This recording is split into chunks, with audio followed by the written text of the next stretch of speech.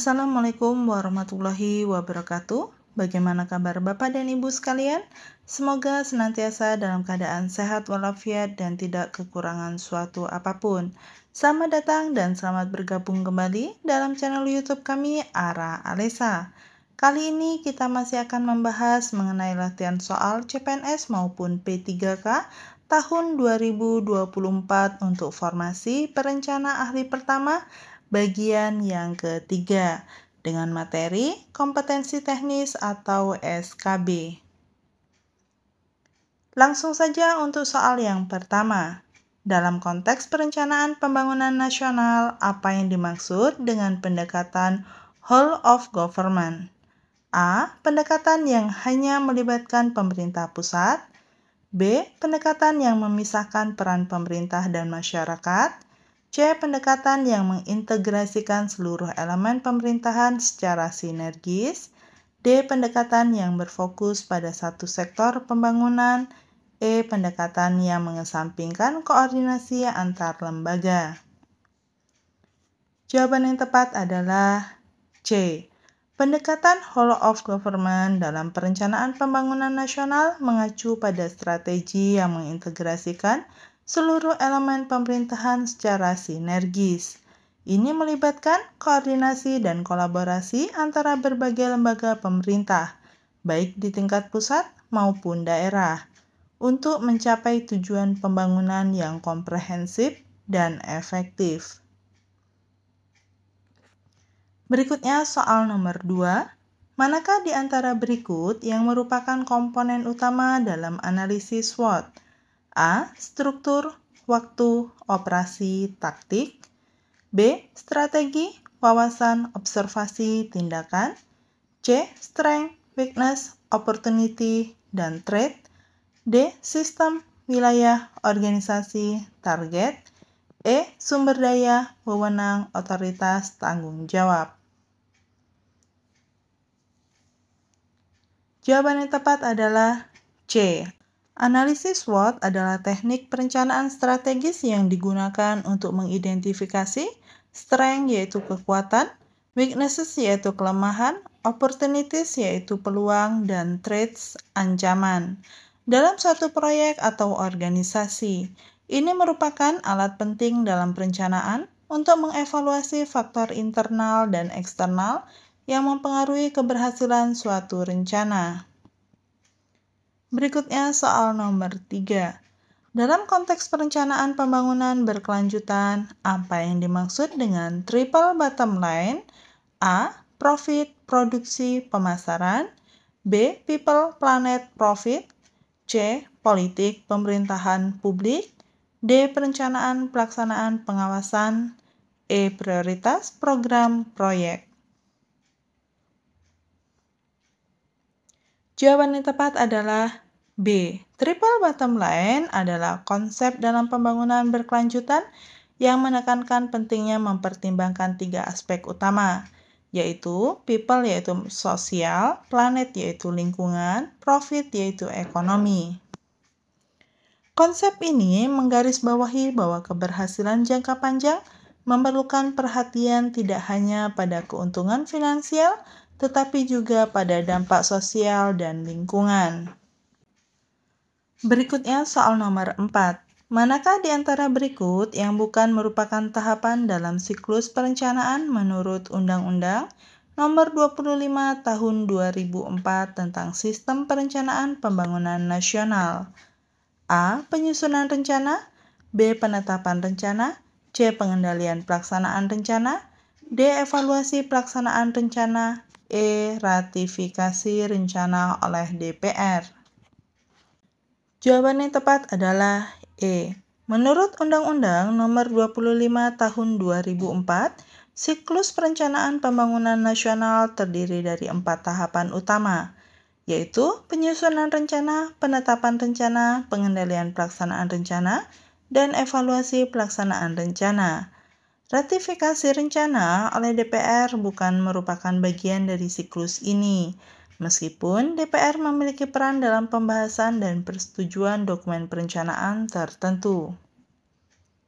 Berikutnya soal nomor 5. Apa yang dimaksud dengan backward planning dalam konteks perencanaan strategis? A. Perencanaan yang dimulai dari masa lalu ke masa depan. B. Perencanaan yang berfokus pada kegagalan masa lalu. C. Perencanaan yang dimulai dari tujuan akhir dan bergerak mundur ke tahapan-tahapan sebelumnya. D. Perencanaan yang mengabaikan tujuan jangka panjang. E. Perencanaan yang hanya mempertimbangkan sumber daya yang tersedia saat ini. Jawaban yang tepat adalah C.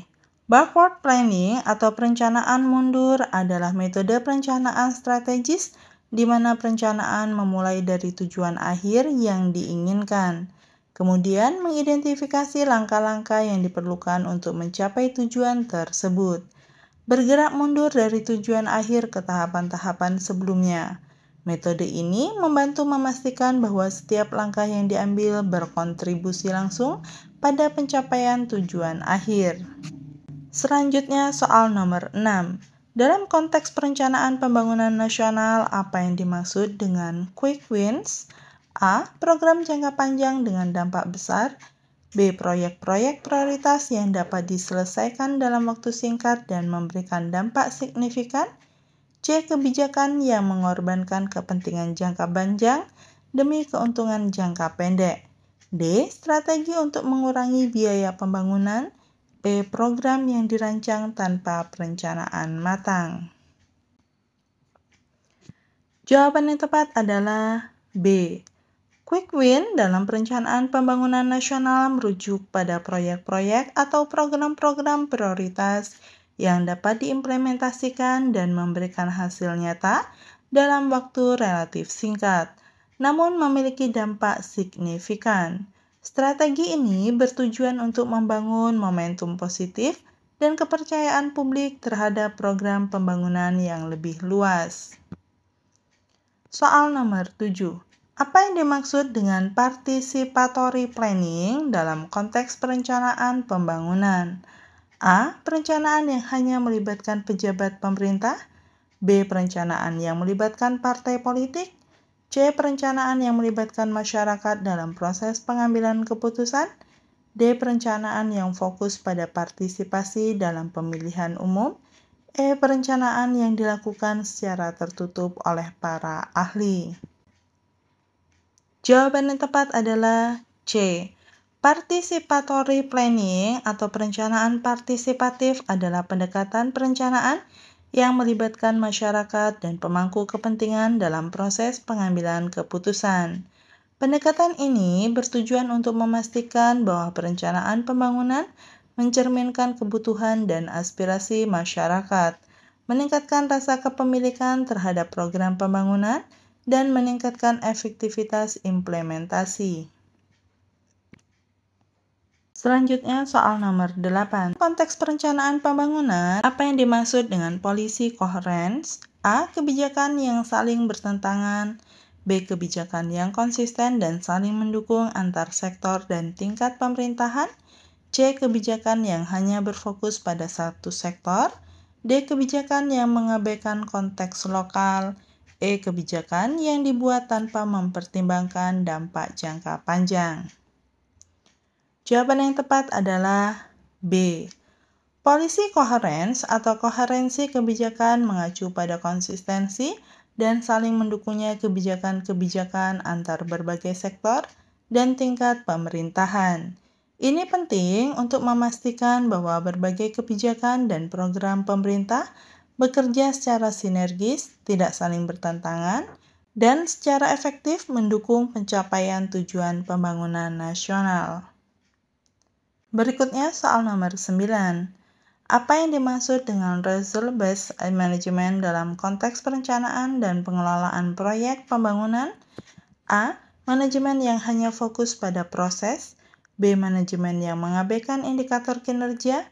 C. Strategi manajemen yang berfokus pada pencapaian hasil dan dampak yang terukur. D. Manajemen yang hanya mempertimbangkan input finansial.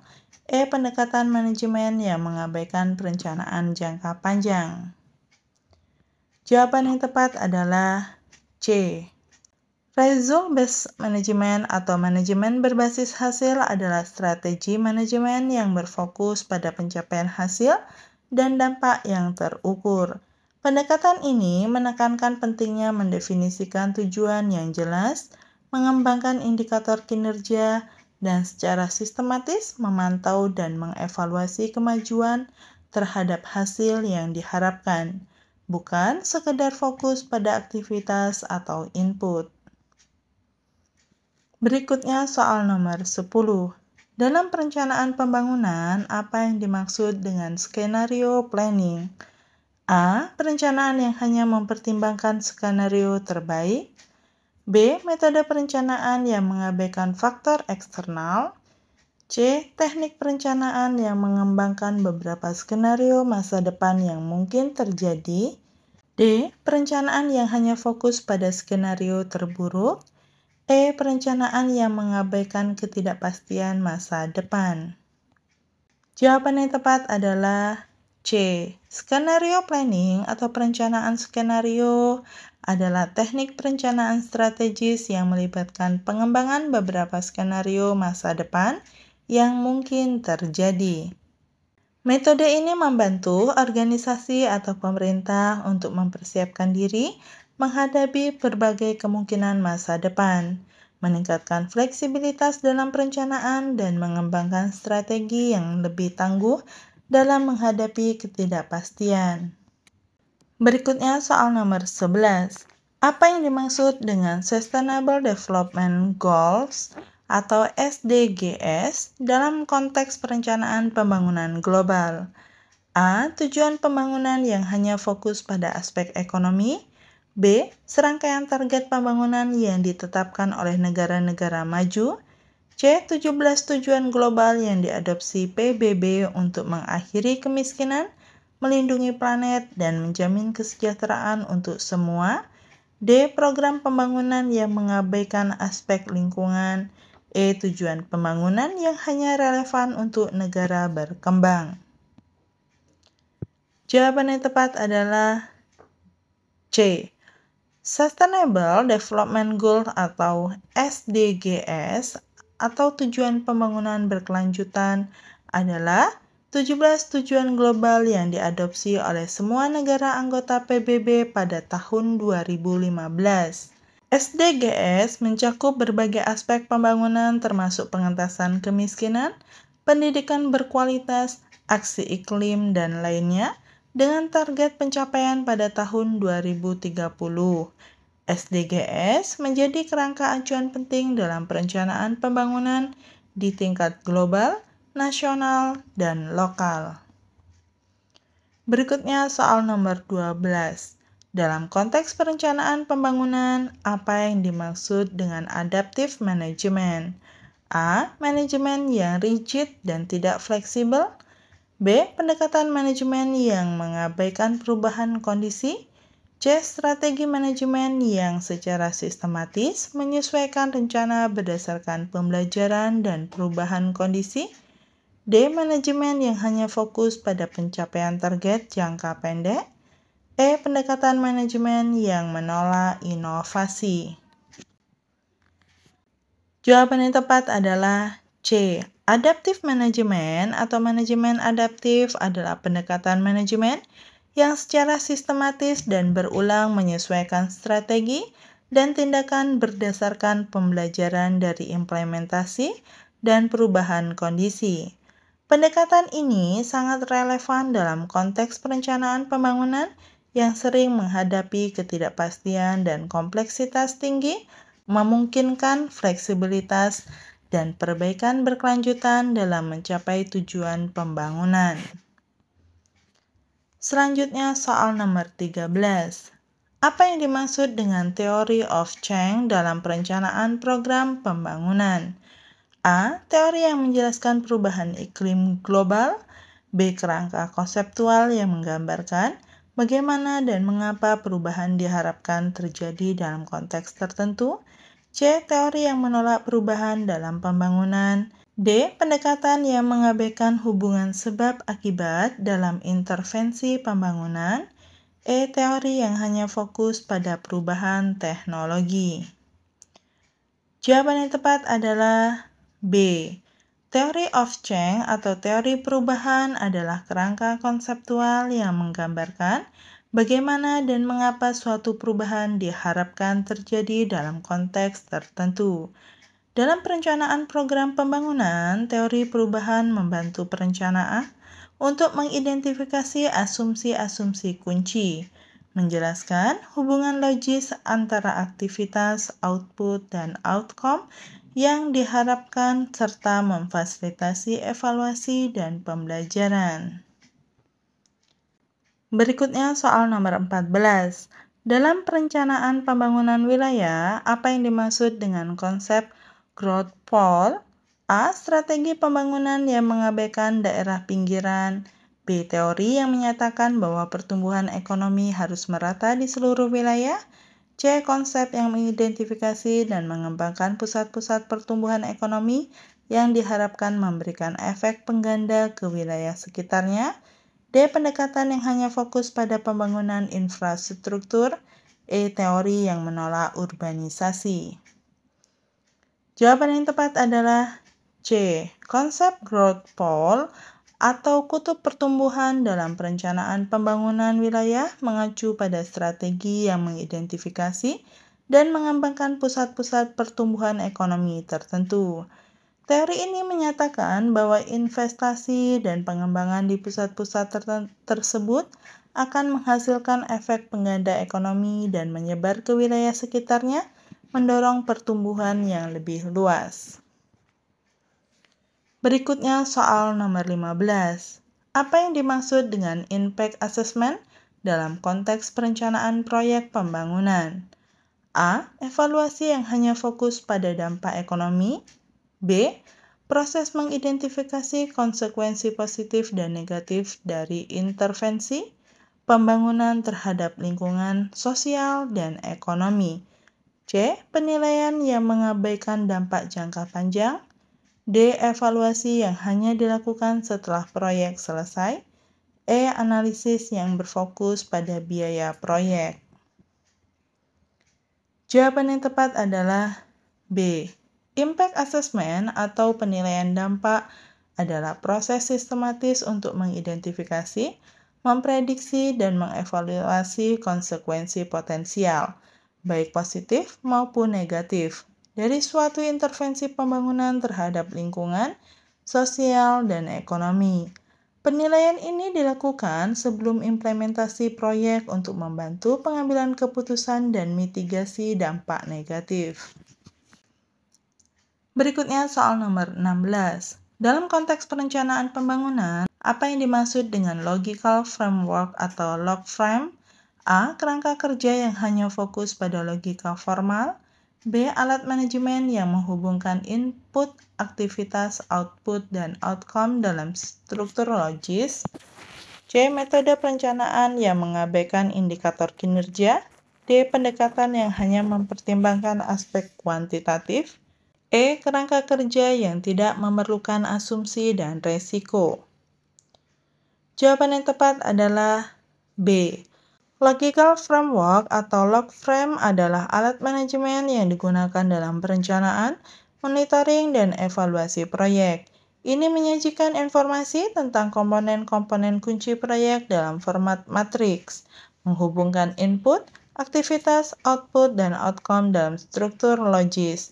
Logframe yang juga mencakup indikator kinerja, sumber verifikasi, serta asumsi dan risiko penting. Berikutnya soal nomor 17. Apa yang dimaksud dengan resource mobilization dalam konteks perencanaan pembangunan? A. Proses memindahkan sumber daya alam antar wilayah. B. Strategi untuk mengidentifikasi, mengakses, dan menggunakan sumber daya yang diperlukan untuk mencapai tujuan pembangunan. C. Teknik untuk mengurangi penggunaan sumber daya dalam proyek. D. Pendekatan yang hanya fokus pada sumber daya finansial. E. Metode untuk mengabaikan keterbatasan sumber daya. Jawaban yang tepat adalah B.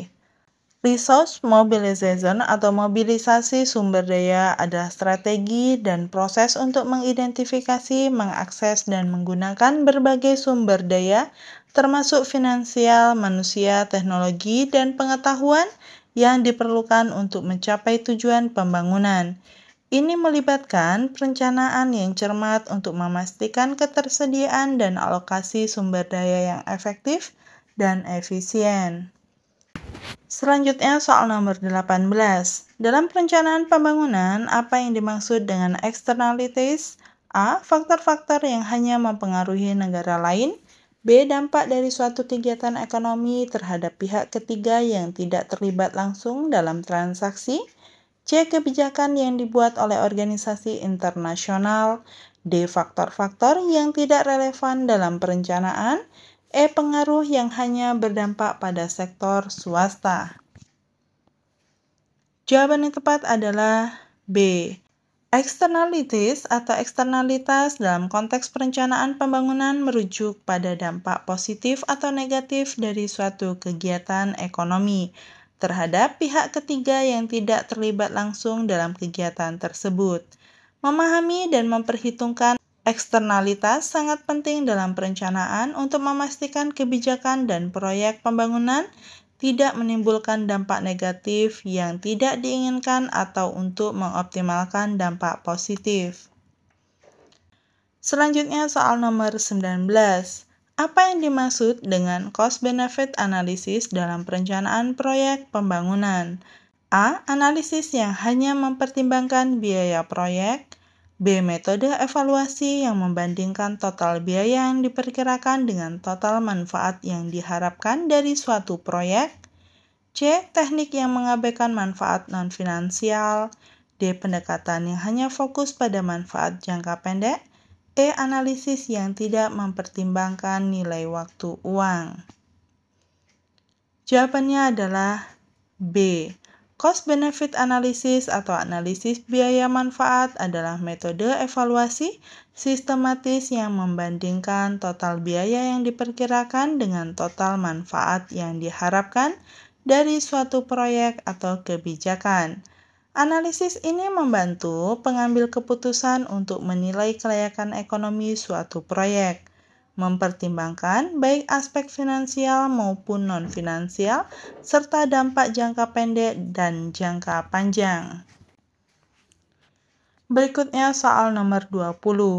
Dalam konteks perencanaan pembangunan nasional, apa yang dimaksud dengan inclusive growth?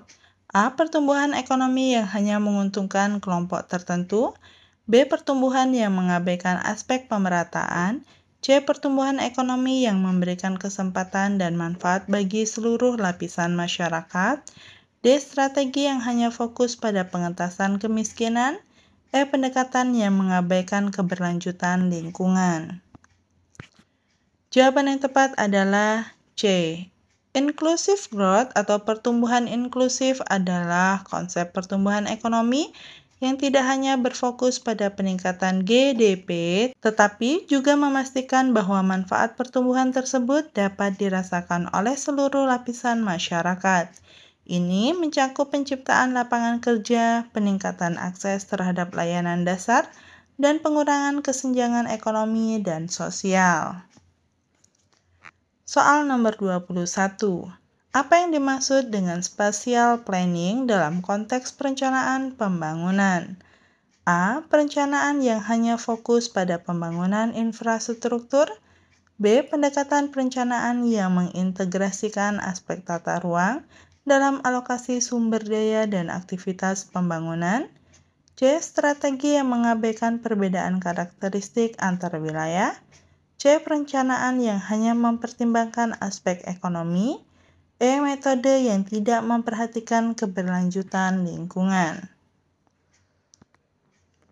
Jawabannya adalah B. Spatial planning atau perencanaan tata ruang adalah pendekatan perencanaan yang mengintegrasikan aspek geografis dan tata ruang dalam alokasi sumber daya dan aktivitas pembangunan.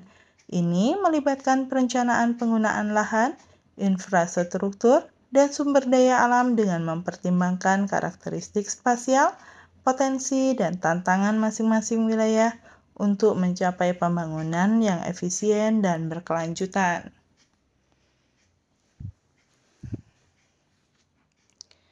Berikutnya soal nomor 22. Dalam perencanaan pembangunan, apa yang dimaksud dengan stakeholder analysis? A. Analisis yang hanya mempertimbangkan kepentingan pemerintah. B. Proses mengidentifikasi dan menilai kepentingan dan pengaruh berbagai pihak yang terkait dengan suatu proyek atau kebijakan. C. Teknik yang mengabaikan peran masyarakat sipil. D. Metode yang hanya fokus pada analisis finansial. E. Pendekatan yang tidak mempertimbangkan konflik kepentingan.